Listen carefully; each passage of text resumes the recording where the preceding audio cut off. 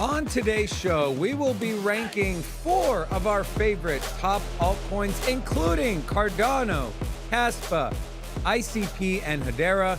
Who will take the gold? Who will come in second, third, and fourth? Should be a very intriguing conversation. We're also going to talk about Bitcoin and why we are just 40 days away from a potential massive breakout. Could come sooner.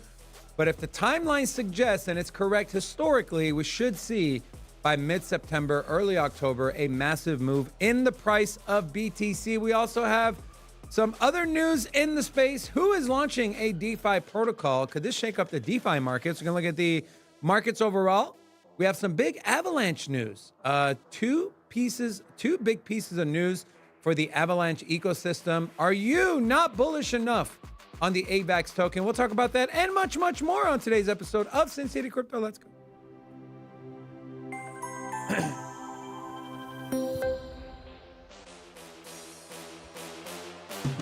Hola! It's your boy, Big Rob, back in the house. Welcome to Sin City Crypto. We're the entertainment-focused cryptocurrency channel. We take old, boring, and stale information and repackage that thing up in a fun and sexy way. We were above 60K. We got to 61.8, which we know that some of our TA friends have said is a major resistance, and we hit that just like we did getting out of the car in a Lambo, right? You ever try to get out of a Lambo and it's like the headroom is right You're not there. really tall, so. But for me, yeah.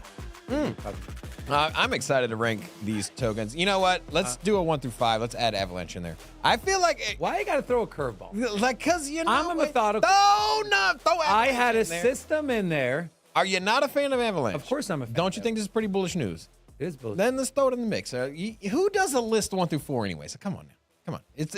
Who says top 4 list? Come on. We got to do top 5. Top 5 favorite altcoins.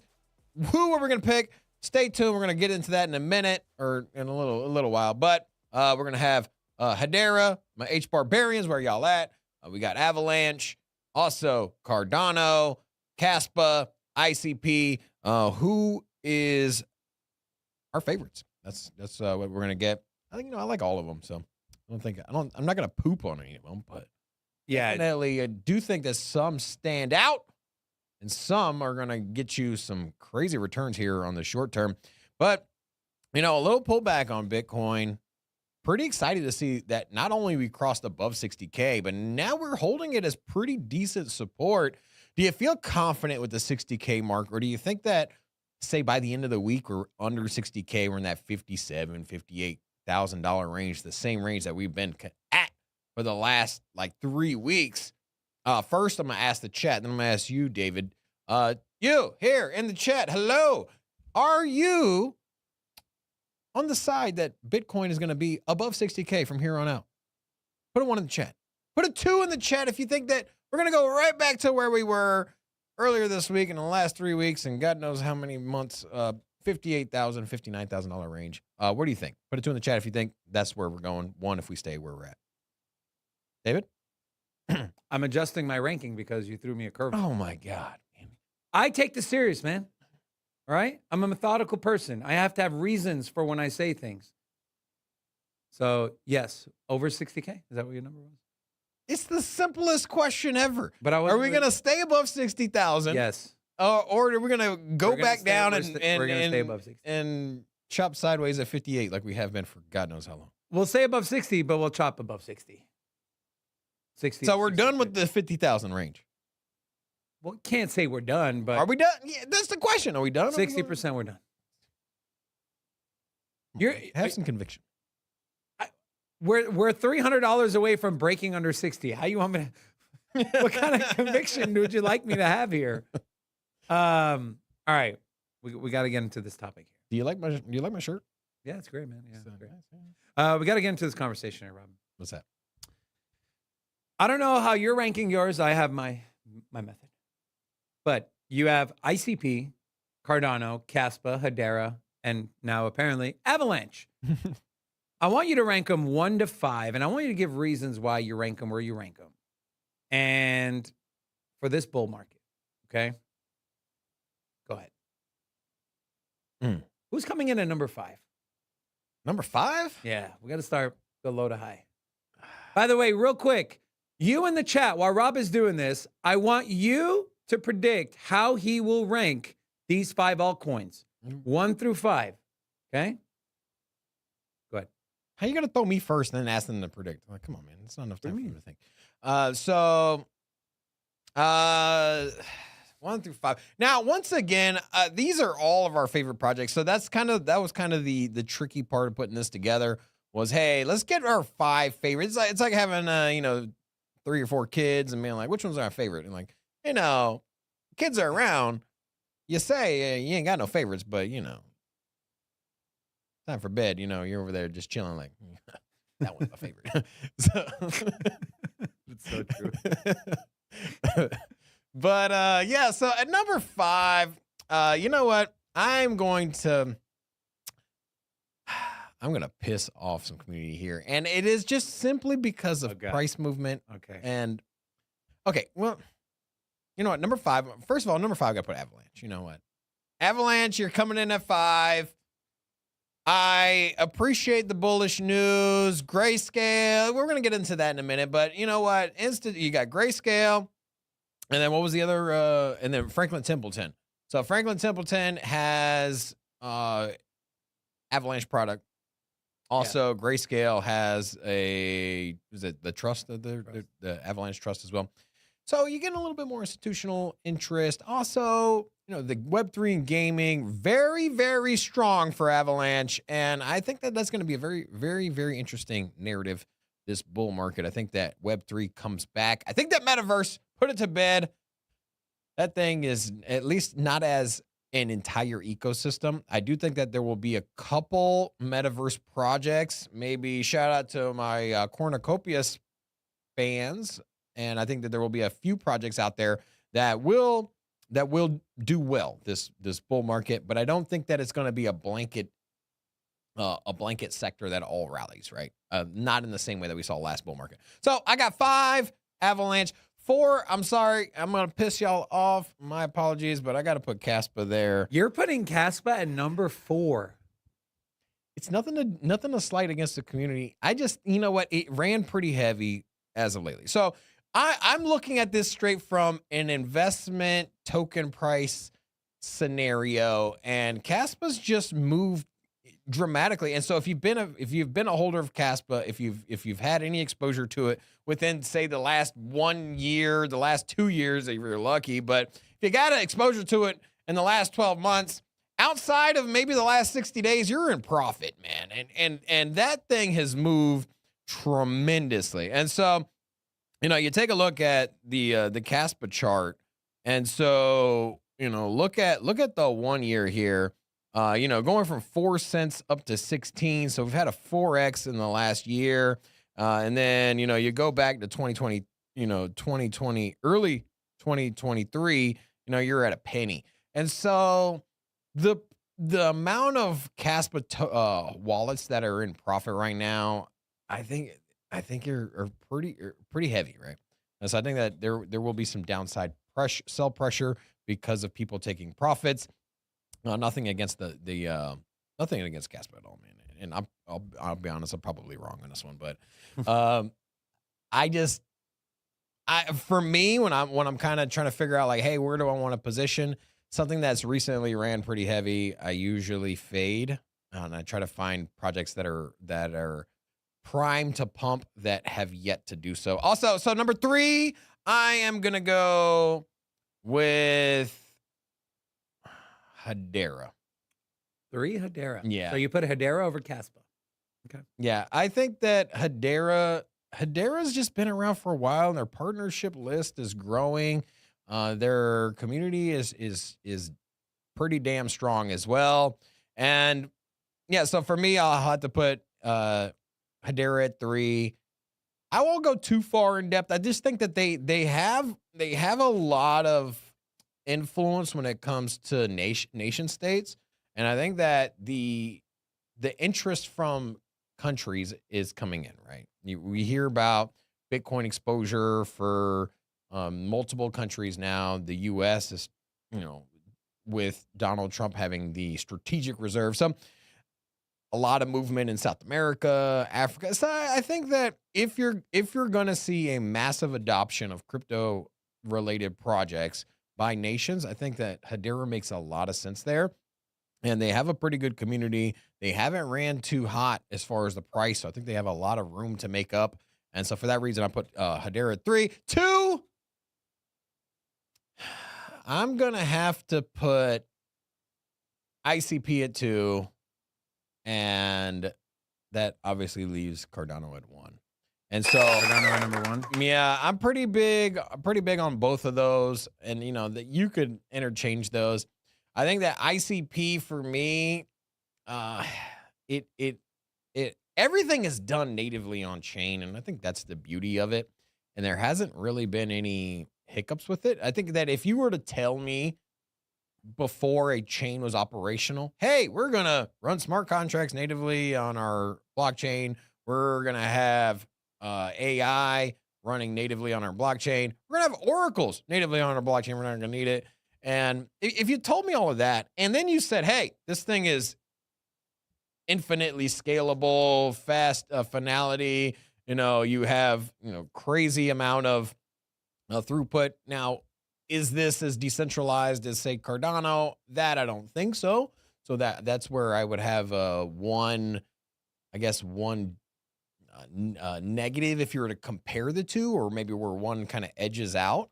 But, ICP really, really impresses me with their base layer functionality. And then for me, Cardano, I think that their ecosystem has been slept on, and there's so many dApps being developed. There's so much ecosystem there that everyone keeps alluding to being a ghost chain. And so for me, I think that it's just a no-brainer that we saw the interest from the community last bull market. I have no doubt that they're going to come back. The Doom Hydra playable demo just showed you that, hey, they can do 1 million transactions, within a day. They could theoretically handle 1 million transactions per second. We didn't quite see that with the Doom demo, but if you were to have, say, a dApp that needed that throughput, I think that it's kind of been tested that it's possible, and if not executable, even at this point. And so they still have more room to go, more scalable solutions that are working in tandem outside of Hydra. So I'm just pretty damn bullish on Cardano, man. So what was your final ranking? Cardano 1. I had ICP 2. Then I had Hedera 3, Kaspa 4, and then Avalanche at 5. So, I mean, we're not too far off. Yeah. Yeah. So I decided, I said, look, I like all these projects. Okay.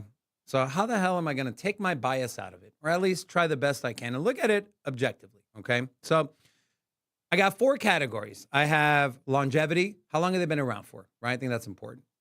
Security, uniqueness, what makes the project unique, and the potential for the cycle. Right. They gave it a point system. If you got first place gets 5 points, second 4, so on and so on. Okay, so longevity. You did in this order. A point system? I got a point system. I take this serious, man. Can't you just say, I like this one? Because I like this I'm not going to be. Do you point system your kids? I'm not going to be. Like, all right. They get stars. I'm not going to sit here. Pants in 3 weeks. So, I'm not going to sit here and be like every other person who just says random shit and doesn't back it up with anything. So I want people to understand. I backed it up. You have your style. I have mine. Now leave me alone. You had your camera time. Give me my damn camera time. Thank you, Rocco. Will you mute his microphone and take away his privileges on? I'm going to use my almanac to rank it down. Okay. Longevity. Here's how I have them ranked. I have Cardano at number 1, right? They've been around for a very long time. Hedera number 2, Avalanche 3, ICP 4, and Kaspa number 5. I think it speaks for itself. I don't necessarily think I need to run it or, kind of break that down. How long have they been around?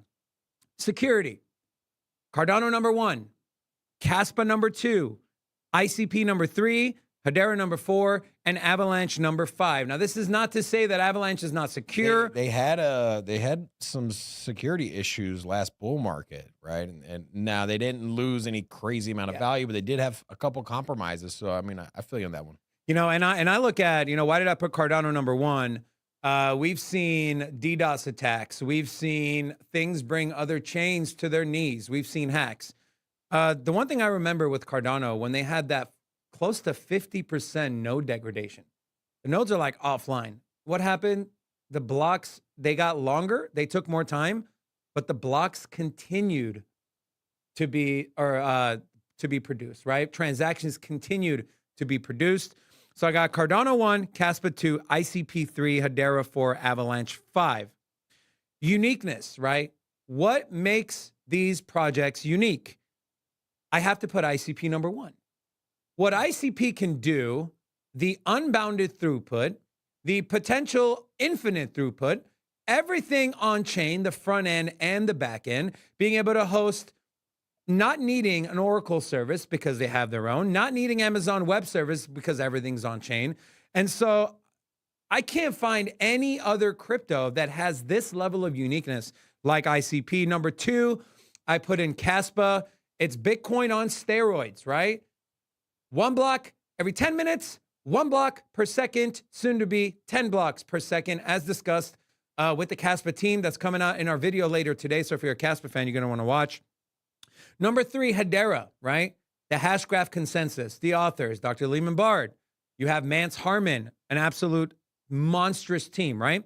They have the uniqueness of the governing body, right? The governing board, Boeing, Google, all the other big names that are working with them. Number 3 or number 4. So that was number 3. Number 4 is Avalanche, right? The uniqueness of evergreen subnets. And then Cardano is number 5.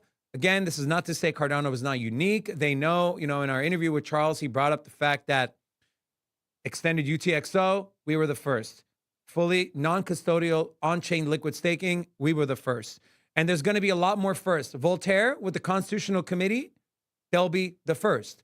And so, again, this was very, very hard, but I got Cardano number 5. And then potential. Potential for this bull market. Number 1, I have Cardano. Number 2, I have Avalanche. And the reason I have Avalanche at number 2 is because we're seeing the adoption on an institutional level from Avalanche. We talk about Amazon Web Services, Google Cloud. We report on partnerships, but they're not really partnerships. All these chains are doing is they're using a service, Amazon Web Service and Google Cloud. Avalanche actually partnered with AWS. And so I got them at number 2. I got ICP at number 3. I think the AI sector is going to be massive. And ICP to me, and I don't understand why when you go on CoinMarketCap or CoinGecko, when you pull up the AI category, you don't see ICP at the top. I have no idea why. They're going to be able to do things far in advance than what other chains are going to be able to do. So they're number 3. Number 4 is Kaspa. And to your point, Robin, it really had a massive run-up. Not to say that it's not going to continue to have another massive run-up, but that's why I have my number 4. And then number 5, I have Hedera. I am still bullish on Hedera. Just a heads up, guys. I currently hold all 5 of these coins, and all 5 of them, majority of these positions are in my long-term portfolio, okay? So with the point system, this is my ranking. Number 5 is a tie between Hedera and Avalanche. I'm going to give Avalanche the nod. So number 5 is going to be Hedera. They're coming in dead last, which puts number 4, that gives me Avalanche. Avalanche is number 4. Number 3 was Kaspa at 11 points. Number 2 was ICP with 13, and my number 1 is also Cardano. So I got Cardano, ICP, Kaspa, Avalanche, Hedera. That is my list. I'm curious to know what you guys think. Again, this is not saying because we ranked something last or in the middle that we're not bullish on the projects, but for the sake of having a conversation. So we were almost exactly the same outside of Hedera and Kaspa, right? Yeah. We have Hedera and Kaspa swapped. Yeah. What are your thoughts on my list? I thought we were going to butt heads a lot more. I see you have 11. What was it? 11 points? For Kaspa, yeah. Okay. Cardano had 16. You really can't go wrong. Rocco, whose list do you like better? Mine's or Robin? They're the same. I like list. the almanac. He likes the almanac. I want to do that too. You know, they're gonna use the lunar phases I like that. Yeah. Do you have a list together? Or do you have a favorite out of the 5, or is there something that anything that kind of stands out when you list those 5 tough tokens? because here I think so you put together personal feeling. If you've been in a cycle longer, if you just jump on this one, you just know maybe Kaspa ICP as a new ones, and you didn't deal with Cardano. You see that as a dinosaur, so something you will never jump in because it's old. So I don't know. It's very difficult to do a list, but in a long time portfolio, like long term, I think there are 5 of them. They're all valid. No, I don't care what kind of list, 1 to 5. So if I gave you $1,000, I said, Rocco, here, buy one of these 5. Which one are you gonna buy? Well, it's different because let's say I have already a build-up portfolio. So, but I would probably take a chance on the ICP. Oh, and the reason being because I'm mining Kaspa, so that's why. Okay. Now, if you're a miner, I'm good. I got I got my mining DCA covered. Exactly. Okay, I like it. Oh, you in the chat, I want to know if you had to pick one of the 5, which one are you gonna go with? All right. Obviously you know the list, but just real quick, I'm just you got ADA, ICP, HBAR, Kaspa, and Avalanche. If you had to pick a position on one of the 5, which one are you going to go with? Curious. I'll put that in the chat. Oh, that was interesting. Yeah, I'm creating a poll right now. And then, so as David had alluded to, if you're a fan of Kaspa, we do got a Kaspa video dropping. We did have some of the Kaspa team join us, and I know you've seen the familiar faces on. There was a couple nuggets in there in our previous. Yeah, we got some sprinkle of exchange talks, stablecoin talks, and a little bit of a reflection on the KRC20 token. So a lot of juicy info there. So if you're a big Kaspa fan, or even if you're not a Kaspa fan, go check out that video. I think it's really good. Yeah, I think you're going to be pleasantly surprised at what got discussed there. So a lot of Kaspa and ICP. Honestly, you can't go wrong with neither of the 5, in my personal opinion. So, all right, let's talk about BTC. Bitcoin, very close to a monumental breakout, says crypto strategist and trader. Here's his Alex Erect Capital, which if you guys aren't following this on X, I highly recommend you go do so. Believes that Bitcoin may be about to enter the parabolic phase of the market cycle based on historical precedents. Some quotes here from Rect Capital. And when it comes to breaking out from this reaccumulation phase, we tend to see breakouts from here 160 days after the halving. We're currently around 126 days after the halving. So that just gives us a month, a little bit over a month, before we finally see a potential scenario for breaking out beyond this reaccumulation range high, which would be that 68 to 74K.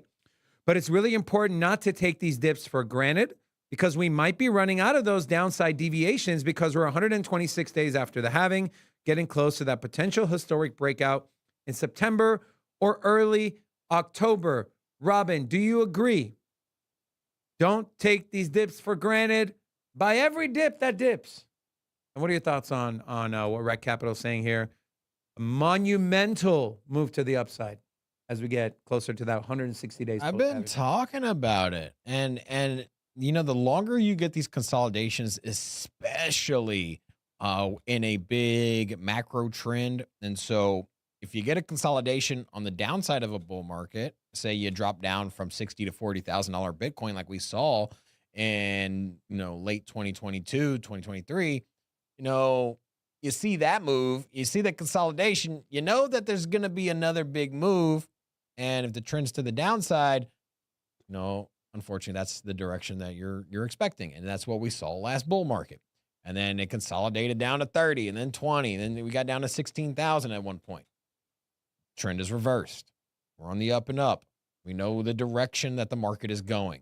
I have almost 0%, almost zero. I'd say a 2 to 3% outlook that the top is in and that we're going to go further down, that, Bitcoin will be at 40,000 again or 30,000. I find it so unlikely. And so for me, the trend is up and to the right. The trend is that we're going to get closer and closer to that 6-figure Bitcoin. And for that reason, this consolidation, as most consolidations are historically, the longer you consolidate, the bigger the move, the bigger the breakout. Let me play devil's advocate here, okay? And so yeah, we're heading there, and that 6 months at the range that we've been at, 6 months. Okay, so let me ask you a question: is retail in a better or worse spot 4 years ago than they were today? Financially, they're in a worse spot. Okay, and I bring that up because retail's interest in crypto and the incoming retail money is dependent on spending habits, debt, and investor interest.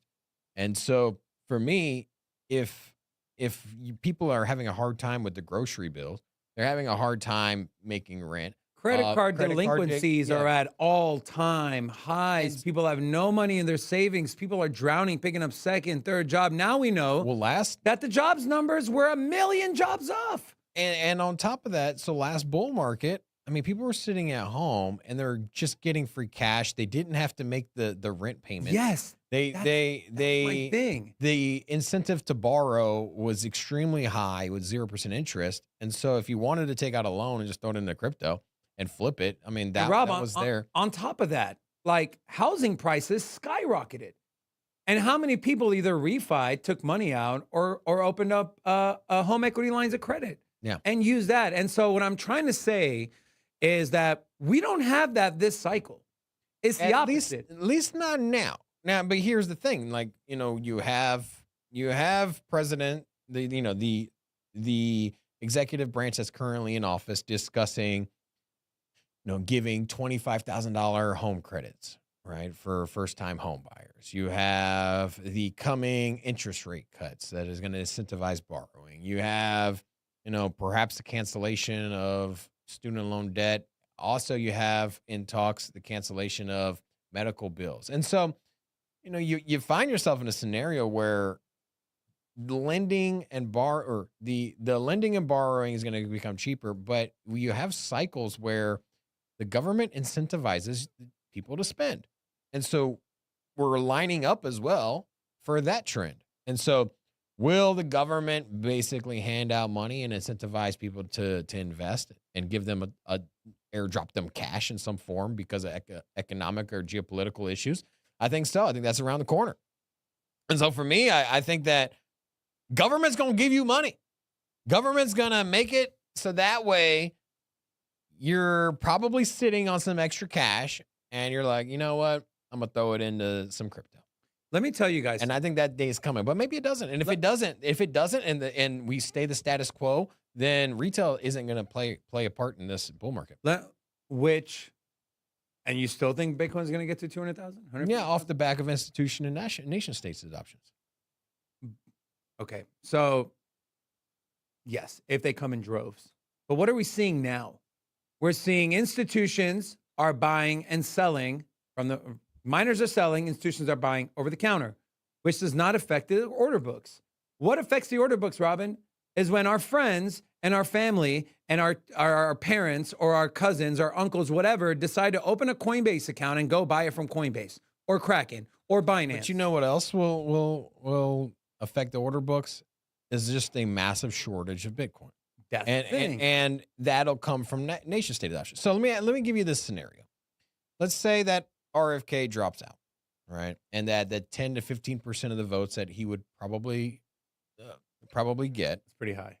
Well, the third party candidates historically for very popular third parties in the past have gotten up to 10%. Ross Perot got like almost 20, I think. Yeah, so that's what I'm saying. But he was an anomaly. Anyways. So I think that, let's just say that 10%, right? 10% of the votes that were going to go to RFK are now up in the air.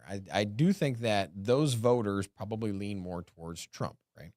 And so I think that what we're seeing out of the poly market futures is that, hey, with RFK's potential dropping out of the race, I think that bodes well for Trump. And that's not just a theory. That's backed by analytics on futures-based predictions market. And at least that's what the predictions markets say. So let's just say that that scenario happens and RFK joins Trump in some capacity, and Trump keeps his promise to crypto. He does a strategic reserve, and he perhaps puts RFK in charge of crypto or in some capacity there. And we get this very progressive executive branch in crypto. Let's say that he pressures Gary Gensler to resign day one, and he's out of office. Now, all of a sudden, you're buying crypto. Gary Gensler's out. You got a focus on crypto. You're buying it as well from a nation. And then on top of that, you're going to get a reversal from China. They're going to unban, start buying crypto. EU nations are doing the same. There's 450 Bitcoin mined a day. I think China holds the key to retail. And so I think with that scenario, which I think is more likely than the opposite, right? Now, who knows? Maybe Kamala Harris wins and she's anti-crypto, and I mean, the future is uncertain on this scenario. But I'm just saying that I think that this is a realistic possibility, and if not, closer to 50-50, right? And so, if that happens, nations are going to be fighting over a small amount of Bitcoin, and then that doesn't even include the likes of MicroStrategy and other institution-based companies. I mean, central banks are going to play a part too. And if nations are buying crypto, that gives the green light to central banks, right? And I think that bigger than a strategic reserve is central banks playing a role in Bitcoin. Because if one bank has Bitcoin, one central bank has Bitcoin, then they all pretty much are gonna hop on board. You're talking about like as a reserve? Maybe as a reserve, maybe in some capacity to work in tandem with fiat, maybe some kind of bonds, maybe some sort of treasury bill. Would you buy a Bitcoin-backed bond from the U.S. government? If I'm in the bond market, then yeah, I think it's a great idea. If I have I don't have bonds, but if I had a portfolio that had bonds, if that was part of my strategic investment portfolio in that vertical, then absolutely. I think that a lot of people that are in the bond market will do the same. I mean, we're seeing that El Salvador has done treasury bonds. And so for me, I just think that yes, retail was a driver of crypto in past cycles, but I think that this one is, I think that are you saying this time is different, bro? No, I think that at the end of the day, every cycle, it's different, but the outcome is the same, right? There's a high demand for a product that is scarce, and how you get there is different each time around. And so last time around, you had people on the couch with Robinhood apps that couldn't go on vacation, that had a surplus of money, that were seeing their financial infrastructure get attacked. You saw inflation. And so that was the fuel for the last bull market. And I think this bull market, you get the same scenario, but the variables are different. And I think the variables come from nations, central banks, institutions. And then I think retail comes in last and gets dunked on, bro.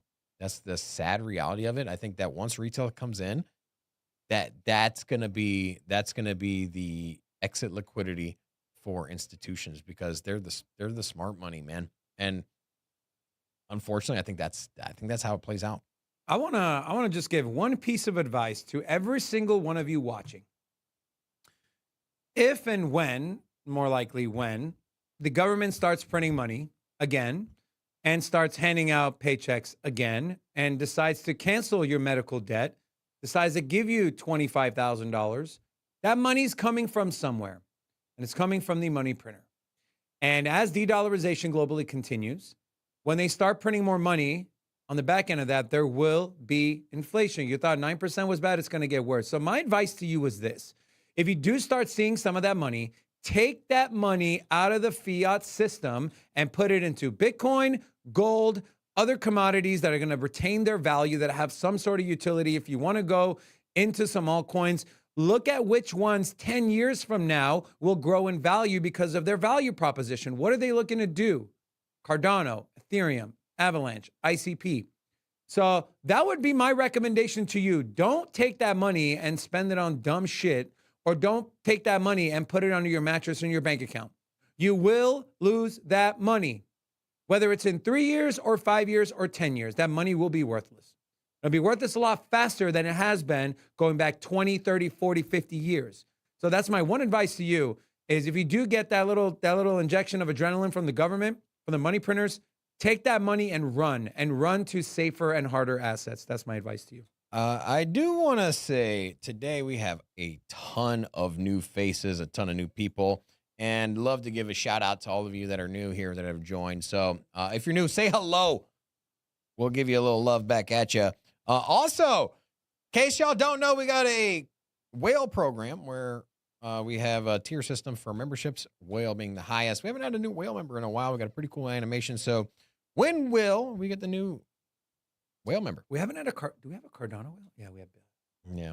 All right. So some new faces I've noticed. We got Primsky, Adam 2024, Glenn W, CeeLo, We Be Clubbin, Jared, Franny, Charlie S, Zelo, LFO, Dan P, Three Sons, ONDREJ. Don't know how to pronounce it. We got Crypto Rob, Stargazer, Sebastian, Tech Only, Arsene with a bunch of French words. So I can't pronounce it. I'm sorry, man, but shout out. Lounge WLT, Sir Save, and Three Much Crypto to all of you. Hola! Welcome to Sin City. You know, my French is on point. You should have asked me. I would have pronounced it. Well, you have at it, bro. He's in there somewhere in the Probably Jacques Zelacu. All right, let's talk about this. This is from Bitcoin News. Bitcoin futures open interest has surged $1.3 billion following the U.S. Fed's latest meeting minutes, essentially saying, guys, we're getting a rate cut. We are getting a rate cut. Jackson Hole is in Wyoming on tomorrow, I believe, as Jerome Powell will be giving a speech. We'll have new CPI numbers. We'll have new unemployment numbers going into the next September 18th Fed meeting. Expect a rate cut. And I talked about this with Caitlin Long from Custodia last Saturday at Caesars. And I think once we get a deceleration of bond rates, you're not going to automatically see everything start to pump. You're going to see big drawdowns in different sectors. Not saying it's going to happen in the crypto sector, but it's always a potential. We know over the last, 3-4 weeks, Bitcoin has really decoupled from the NASDAQ. And so could that remain true if the stock market starts to tumble once the rate cuts begin?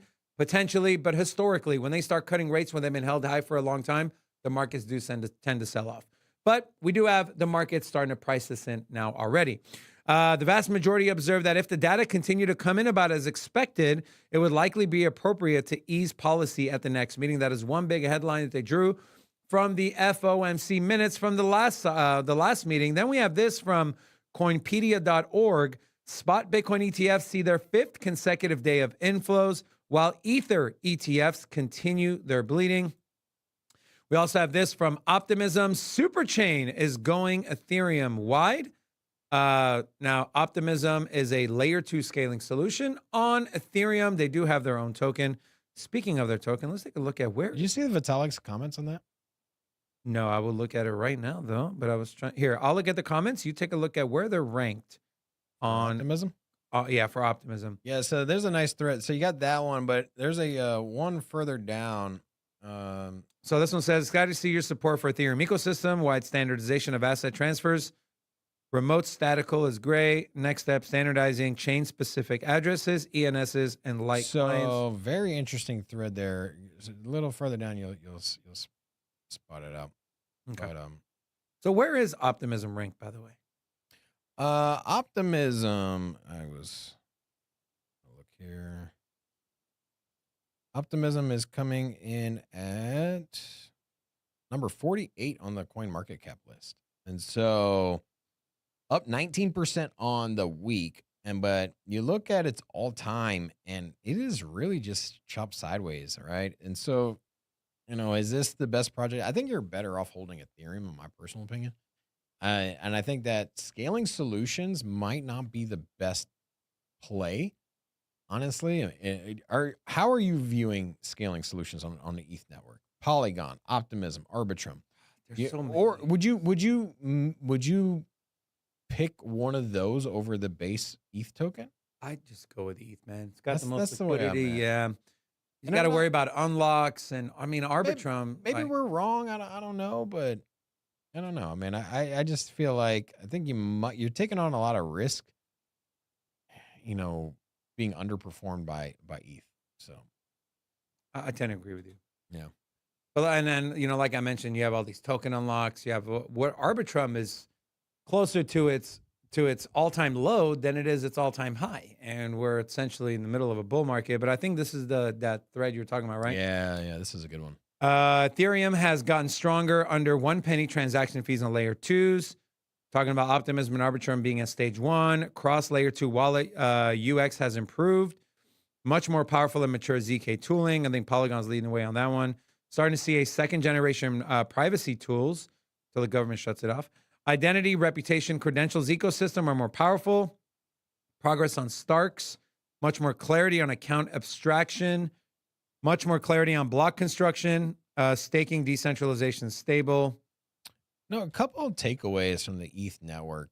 One is that it hasn't flipped deflationary like we were thinking that it was going to post ETF. And if anything, it's been the opposite. We've seen some inflation that is above where we were thinking. And so for me, you have the drop in fees, right? You have Ethereum's gas fees being low, but transactions being high, which I think is a testament to the layer 2 scaling solutions. And then, I don't know. I think that with the ETF, with the base layer token, I just can't fade it, man.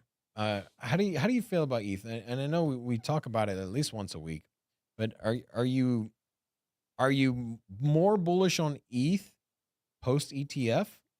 Why wouldn't I be? Okay. Hell yeah. Okay. Dude, you have the largest asset manager in the world. I meant post ETF. Like after it went live, and we see that it had a little bit of a sell off, starting to bounce back, doing pretty well. BlackRock's fund is same idea, right? If you have a 2% allocation to Ethereum, if the price dips, they're going to stabilize and bring it back up to 2%. But also on the back end, if it does grow, they are going to sell off. But the beauty of Ethereum is it has the utility, right? It's like a car. You can hoard the gasoline, but at the end of the day, you want to drive around and work. You got to use some of that gasoline to put it in the damn car to drive around. Same thing with Ethereum.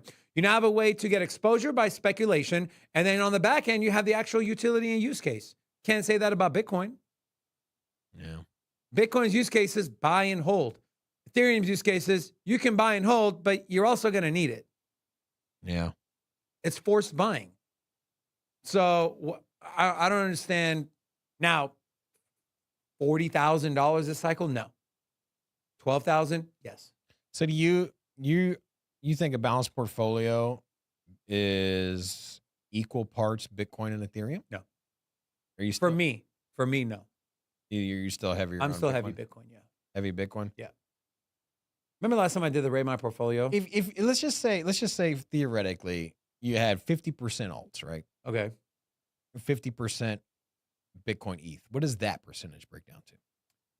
So 50% Bitcoin and the other No. You got 50% alts. Okay. So outside of Bitcoin and ETH. Okay. And then you got 50% of your portfolio for either Bitcoin and ETH. What does that percentage break down to? So I'm taking the full 50. I'm going Bitcoin. No. What I'm saying is that 50% of your portfolio is for altcoins that are not Bitcoin and Ethereum. Okay, got it. And now you got 50% less. You got 50% remaining. What percentage of that are you breaking down into Bitcoin and ETH? If I had to? Yeah, I'm just saying. 35, 15. 35, 15? 35 Bitcoin, 15 ETH. Okay. I think a better question would be, hey, if you got 50% Bitcoin and 50% alts, what percentage of that 50% alts is going to be in Ethereum? That would be closer to 30. No. I'm just kind of just throwing out. I'm just curious if you had 50% of your Bitcoin or 50% of your portfolio was ETH and Bitcoin, what would that break down? What would your breakdown be? Probably 10% Bitcoin. 10% Bitcoin. Yeah. Now that's not a retirement portfolio. That's a this bull market portfolio. I think that ETH dramatically outperforms Bitcoin. And so I would shift that percentage over time. And so I would say maybe February, I'd go from 10 to 15% Bitcoin. And then maybe March, move it up to 20, and then to 25. And then by, I would say, midsummer, maybe like August of 2025, I would probably be more 40% Bitcoin, 10% ETH. And then at that point, I would start moving my alts into Bitcoin and ETH as well. And then at that point, I think I would be maybe 10% alts and then 90% Bitcoin and Ethereum. That's how I'm playing this bull market. Yeah. At the end of the day, there's a ton of money to be made in alts in the next year. The next 12 months, there's going to be stupid money to make. And if you just sit it in, that's what I was getting at yesterday, is nothing against Bitcoin.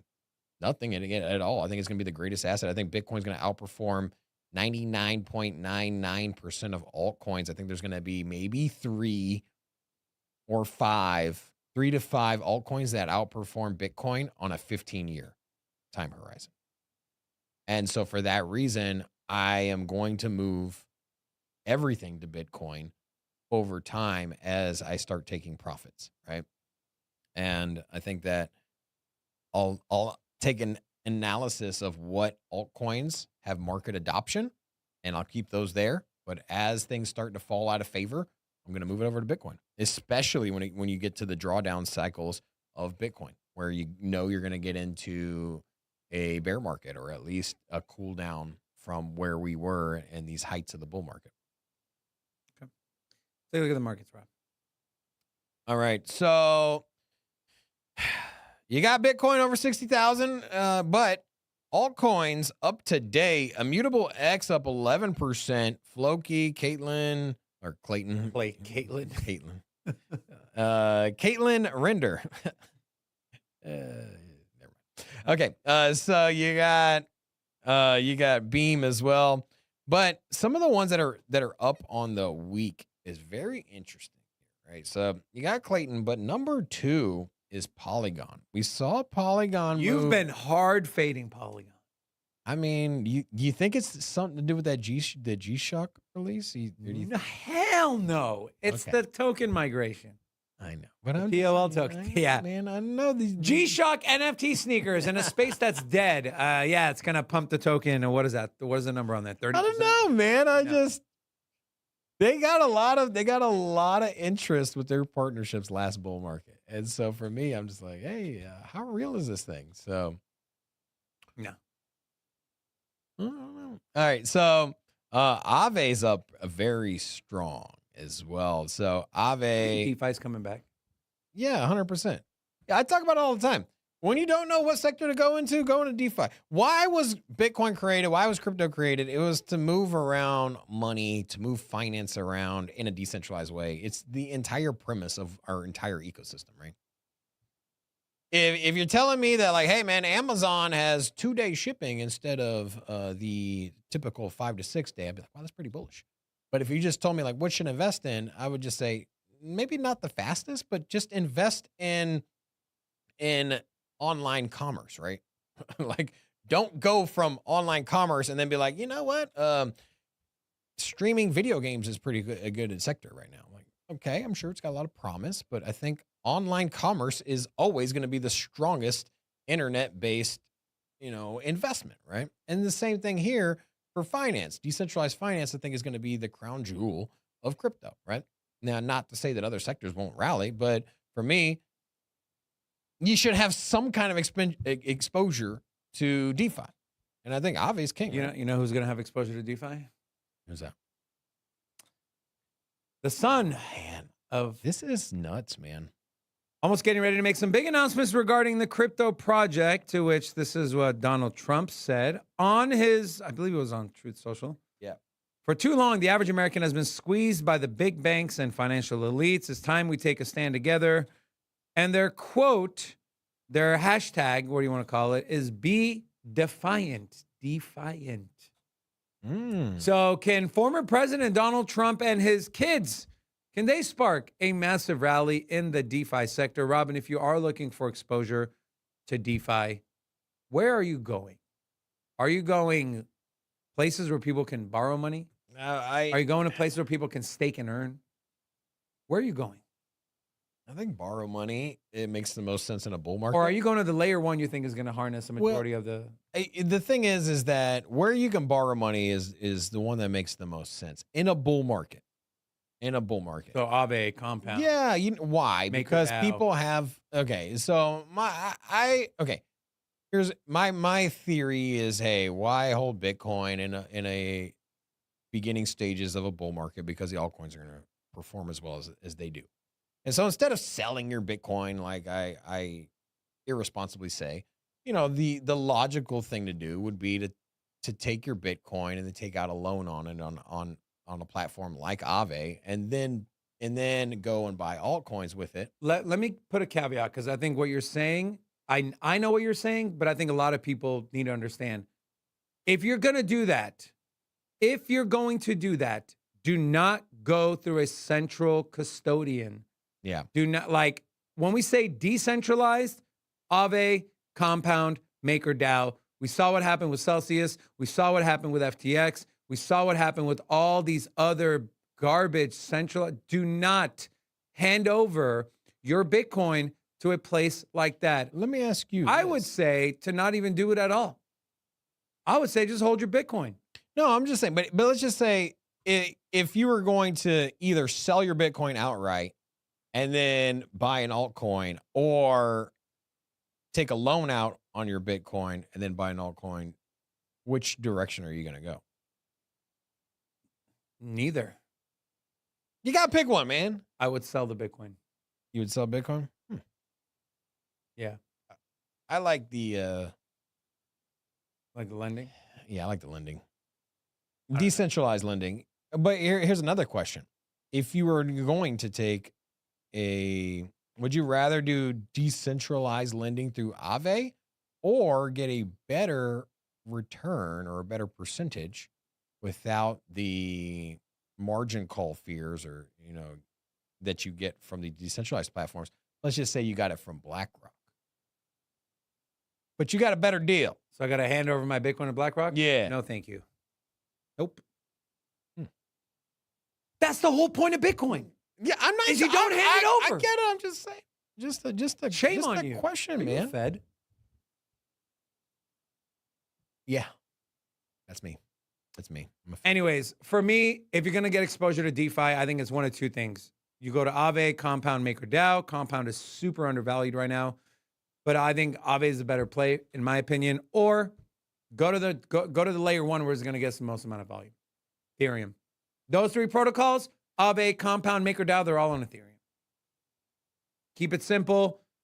Don't, people all the time, they try to get cute and lend this, borrow this. They end up making a mistake. They lose their money. So if you're going to do that, because it's your money, you do as you please. Learn how to do it. Always, always, always, always run a test with a very small amount, and make sure that you know what the hell you're doing, and make sure that everything is correct. Because the last thing you want to do is turn around and be like, oh shit, yeah, the Bitcoin I've been accumulating for the last 5 years, yeah, it's gone. No, don't do that. Don't be that person. Bad news. Big news. Rob alluded to this during our ranking of the altcoins, but Grayscale launches Avalanche Trust to give investors exposure to the AVAX token. Could this be the potential reason why Avalanche has been pumping? And Avalanche is up 22% on the week, 5% on the day, approaching $25.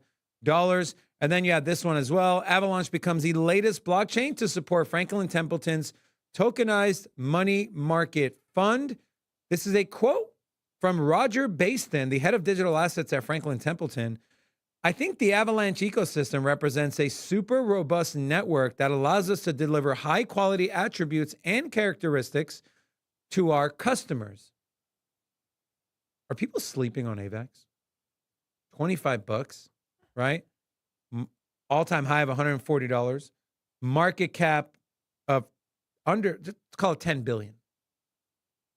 We sleeping on AVAX here, man? I think so, man.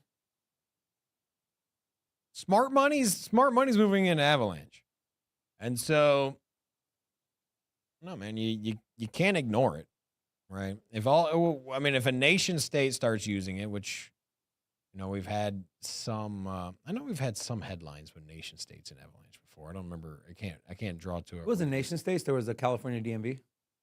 It was California DMV, but I remember some central bank was playing around with Avalanche. I don't remember what it was, but either way, smart money, powerful people are using Avalanche, and that you cannot dismiss. So I'm just curious, are you guys bullish on Avalanche?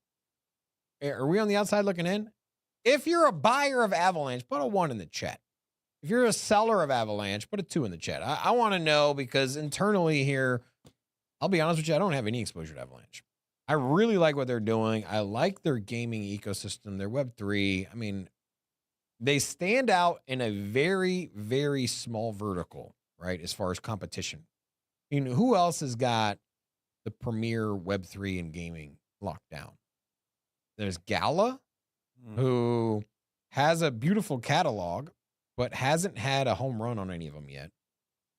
And then you got Avalanche, who has a beautiful catalog, and they're starting to hit double plays, right? They're starting to get traction. They have a pretty big community. It's growing. Their gaming is pretty, you got DeFi Kingdoms, garnering a lot of attention as well. Off the grid. I mean, Shrapnel.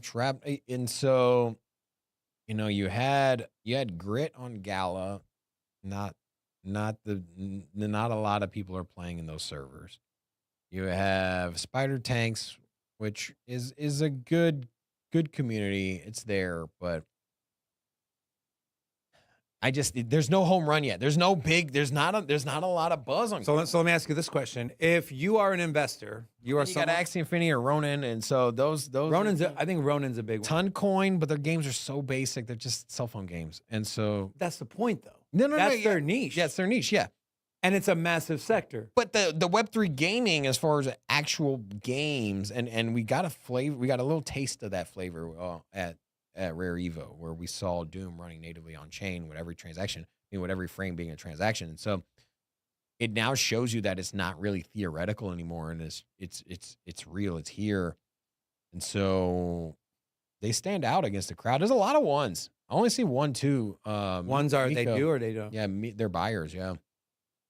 I have some Avalanche. Also, I know earlier I said I'd give you guys a shout out for the new people. We do have Ian Williams, Miko, Nevermind, Abla, K-Web TV, Brian Ferris, XAVI. We have Mistro and Martinell. Also, Chris Alero. M22550. Hola! Welcome to Sin City. All this DeFi talk, I'm thinking about our sponsor today. Today's show is brought to you by Radix, one of the top layer 1 DeFi protocols in our space. What Radix is looking to do is nothing short of amazing. They've had a lot of big updates. We had the Babylon upgrade that happened a while ago. We have RadQuest, and a lot of exciting things are happening in the pipeline. If you haven't given Radix a look, I think this is an ecosystem, especially if DeFi takes off. Yeah, and we're behind DeFi.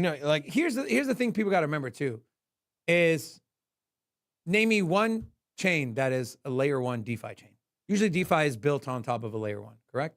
Yeah. Name me a chain that's a layer 1 DeFi. Yeah.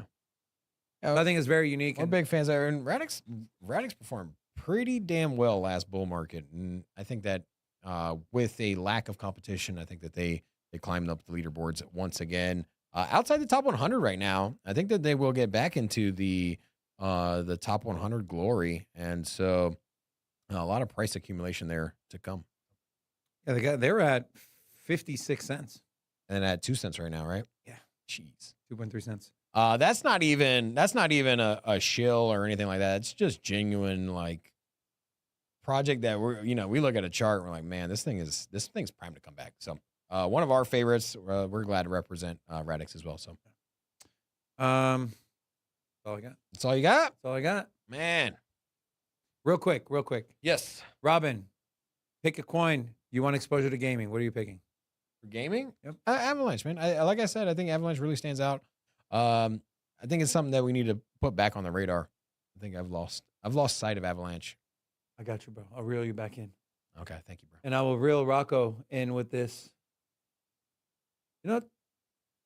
See, yesterday we didn't have this issue with Chase. Chase knew exactly. The tornado, Wow. but Wow, yes, Wow. me too. You know, yeah, how does it feel getting shots? I like the backbone, Rocco. I can always run the credit right away. Go ahead, man. Go. Do it. You know, Do what you know got to do, music. man. We know music and anything. No, you got to he thinks gotta the finger tornado is like the greatest thing ever created. Terrible thing. It's terrible, man. Anyways, thank you guys so much. Kaspa video drops in about 2 hours. Do not miss it. We sat down with Shy, Chad, and Wolfie. It's a great conversation. We love you guys. See you tomorrow, please. Gonna run the credit now. Go ahead, run the credit. With Bitcoin, if you're in, then you win. We divide the pie with no fraction. It's Big Rob, David. I spit the game, but they gave it. Name the coin, it's your favorite. I got dry powder, why save it? To the OGs, new beginners. Special shout out to the well members. Buy dip, sell winners. Ain't really nothing you can tell sinners. Tune in for the latest new flavors. They gonna teach us mean coins. They polarizing like barbecue chicken pizzas. I laugh with a major grin. Laggers, we trade them in. Baddies, they came to sin. And sinners gon' play to win. Screaming, hola, till my bags are flowing over. Hold ya to the moon and to the solar. Won't I? Don't be letting FOMO control ya. It's over when the finger tornado close ya.